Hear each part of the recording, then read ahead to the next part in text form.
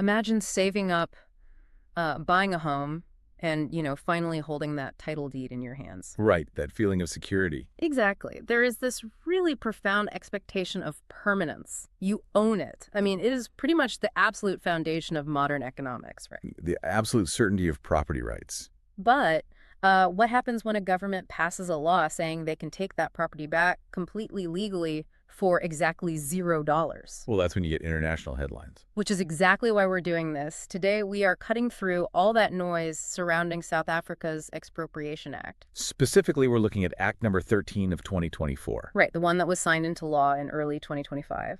And our guiding document for this deep dive is a really comprehensive brief. It's titled South Africa's Expropriation Act, Redress, Rights, and Risk Assessment. And look, we are dissecting a deeply, deeply charged piece of legislation today. Absolutely. So the objective here for us is to impartially examine the mechanics of the act, the historical context driving it, and those very real economic implications. Yeah, we're not taking political sides here. No, not at all. Because before you can determine if a policy is a massive success or a total failure, you have to actually understand the text and its functional application. Stripped of all the political rhetoric. Precisely. We're just looking at what the sources tell us. But because, honestly, the headlines alone are enough to cause international markets to just completely freeze up. So let's move directly into the mechanics of it. Good place to start. What is the fundamental change this 2024 Act actually introduces? Well, to understand the 2024 Act, we kind of have to establish the baseline first. Okay. Until this legislation, South Africa relied on the Expropriation Act of 1975. Which, just looking at the date, that's... Yes, it was an apartheid-era framework. Right. So the primary function of this new act is to finally align the country's expropriation mechanisms with Section 25 of the Democratic South African Constitution. And Section 25 is, it's uniquely complex, right? Highly complex. Right. Because it contains this built-in tension. How so? On one hand, it explicitly protects private property rights.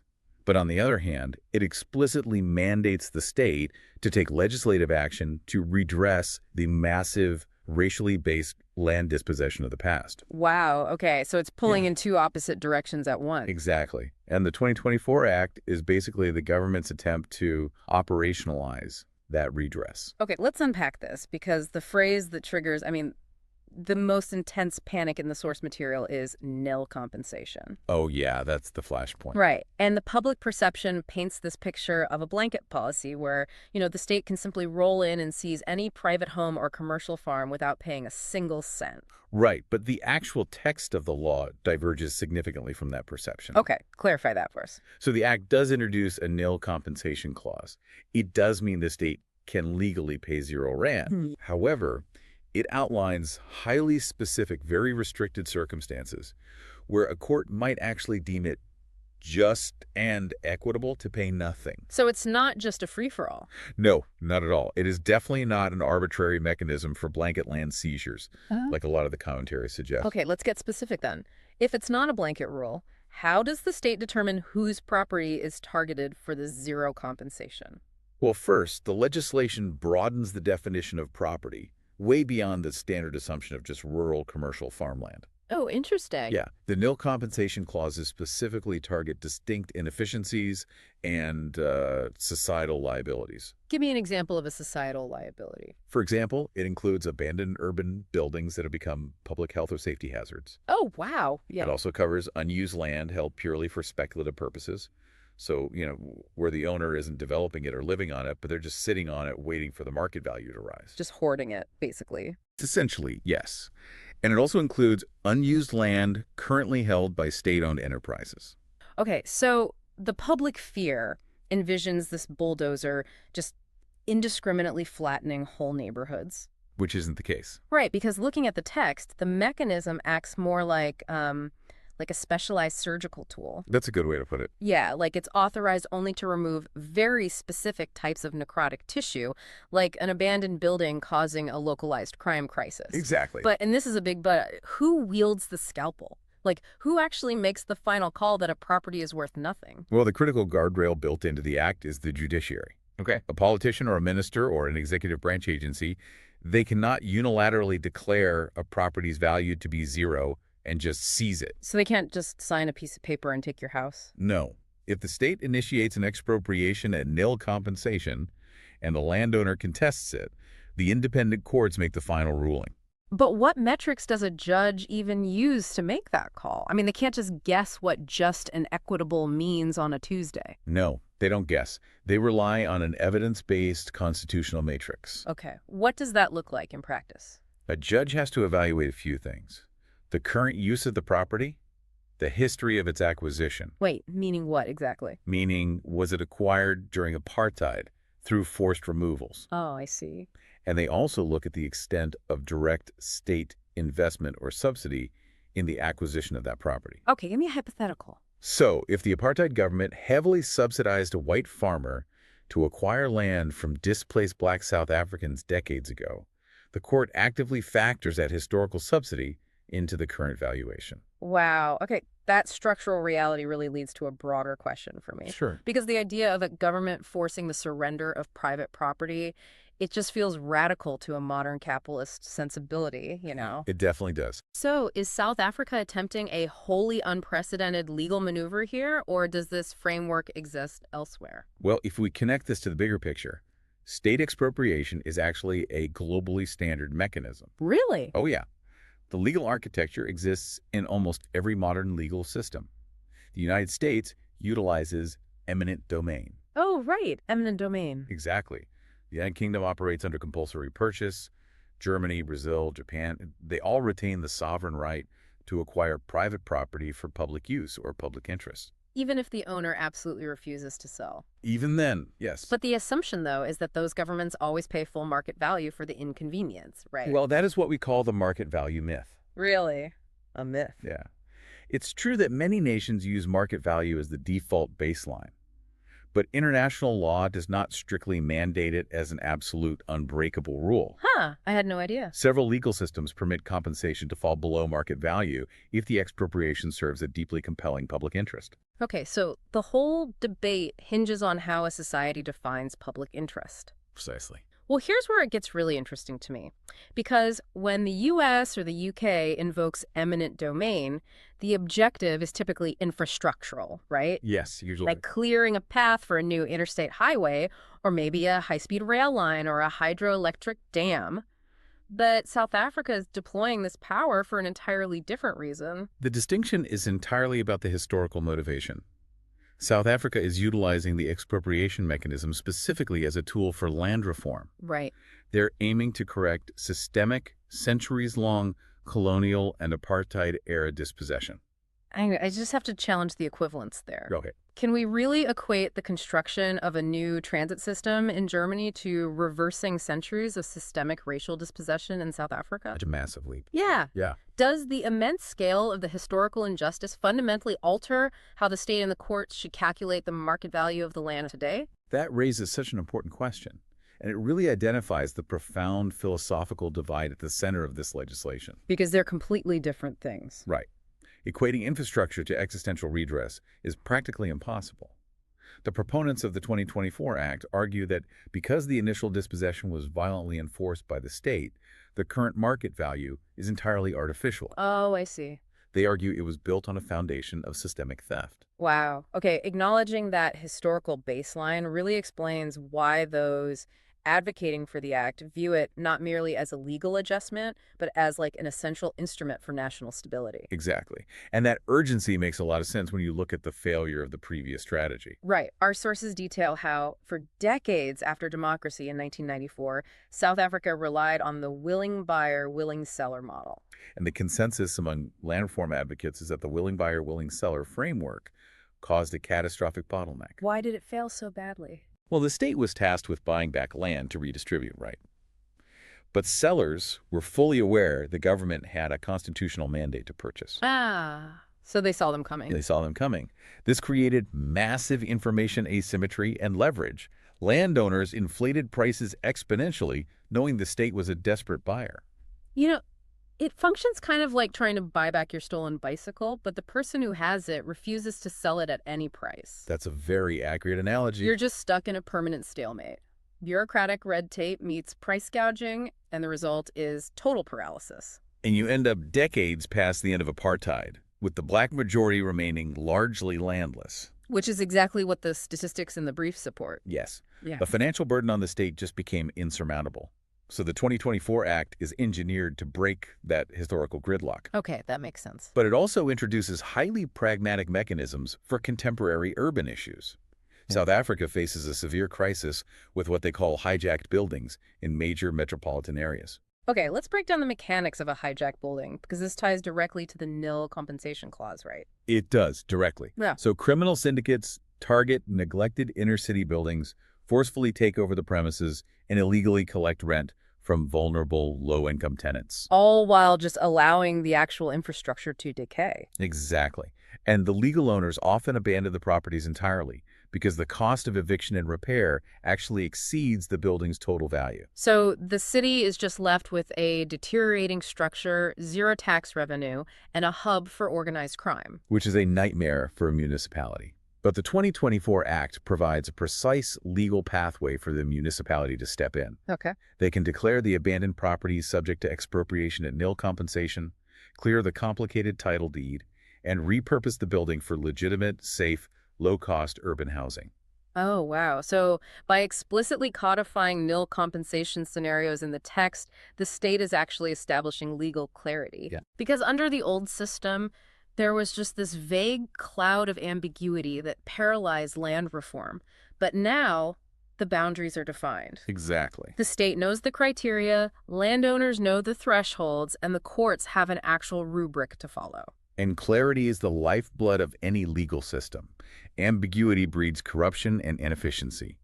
Defining exact scenarios removes all that guesswork that plagued previous administrations. So the moral necessity and the practical utility of the act are pretty clear. I mean, you cannot sustain a stable democracy on a foundation of unresolved historical dispossession. No, sociologists point that out constantly. But altering the bedrock rules of property ownership triggers severe, unavoidable economic shockwaves. Massive shockwaves. The criticisms of this law are really fierce and heavily documented in our source material. So what happens when the broader market reacts to the text? Well, the immediate reaction from critics centers on macroeconomic stability, primarily the threat of capital flight. Capital flight. Yeah. Foreign direct investment relies entirely on predictable risk assessments. Right. Investors like certainty. Exactly. When international or domestic investors see a legal mechanism allowing the state to reduce property value to zero, even with judicial guardrails, their risk algorithms flag the environment as hostile. Because the risk is just mathematically too high. Right. The fear is that capital will systematically exit the country, just seeking safer regulatory harbors. Which degrades the currency and reduces the capital available for everyone, regardless of whether they even own land. Right. But the source material highlights a much more visceral threat when we look at the agricultural sector, specifically national food security. Yes. The mechanics of commercial agriculture make it highly, highly vulnerable to sudden land transfers. How so? Well, operating a high-yield commercial farm requires intense capital injection, heavy debt loads, highly specialized agronomic knowledge, and integrated supply chain networks. It's not just planting seeds. Not at all. It's a massive corporate undertaking in many ways. Critics argue that if productive farms are expropriated and transferred to individuals or communities without immediate access to that same capital and technical support, The yields will plummet. agricultural yields will absolutely plummet. The source material explicitly cites the historical precedent of neighboring Zimbabwe, Oh, right. where rapid, poorly supported land seizures triggered a catastrophic collapse in domestic food production. That's terrifying. And there's also the persistent anxiety regarding scope creep, right? Because the act defines property in very broad terms. It does. The current application is focused on physical land and buildings. However, legal scholars who oppose the act warn about the precedent being established here. Like, where does it stop? Exactly. If the constitutional definition of property can be subjected to nil compensation, what prevents a future, perhaps more radical administration from applying that exact same mechanism to intellectual property? Oh, wow. Or corporate shares, or even private pensions? Broad definitions invite broad anxieties. That's a really valid fear. But the most acute economic threat detailed in the research involves the banking sector. The vulnerability of the entire financial system is tied directly to the dirt. Yes. The banking sector exposure represents a severe systemic risk. It's like Think of the commercial land collateral like the bottom block of a massive Jenga tower. Oh, I like that analogy. Yeah, the commercial land in South Africa isn't just sitting idle. Its value acts as the foundation keeping the entire financial system stable. Farmers borrow millions against the value of their land to buy seed, tractors, irrigation Right, systems. the farm is the collateral. Exactly. So if you pull out that bottom block, if the government utilizes this act to erase the value of that collateral to zero, the entire financial sector stacked on top of it could come crashing down. The credit lines would freeze immediately. Right. Banks would suddenly be holding billions of rands in completely unsecured, worthless loans. Just evaporating wealth. Evaporating. A localized expropriation could rupture the national financial system. And a banking collapse of that magnitude doesn't just impact wealthy commercial farmers. No, it hits everyone. It obliterates the savings, the pensions, and the daily transactional abilities of everyday citizens. So we have the undeniable ticking clock of social redress on one side and the threat of a catastrophic system-wide financial rupture on the other. Yes. How do policymakers and citizens even begin to weigh these competing realities? It's incredibly difficult because both realities exert immense objective pressure on the state simultaneously. Yeah. And you have to remember, the critics' fears are heavily validated by recent history. The source material emphasizes South Africa's struggle with state capture. State capture. For our listeners, that's the term defining systemic political corruption, where private interests heavily influence or dictate a state's decision-making processes, right? Precisely. So if you hand a powerful expropriation tool to a bureaucracy with a documented history of state capture, the risk is that the mechanism is hijacked. Exactly. The fear is that the act will be weaponized to reward politically connected elites and syndicate networks, entirely failing its constitutional mandate to actually assist the landless poor. Right. Administrative bottlenecks and corruption could just turn a tool for justice into a vehicle for patronage.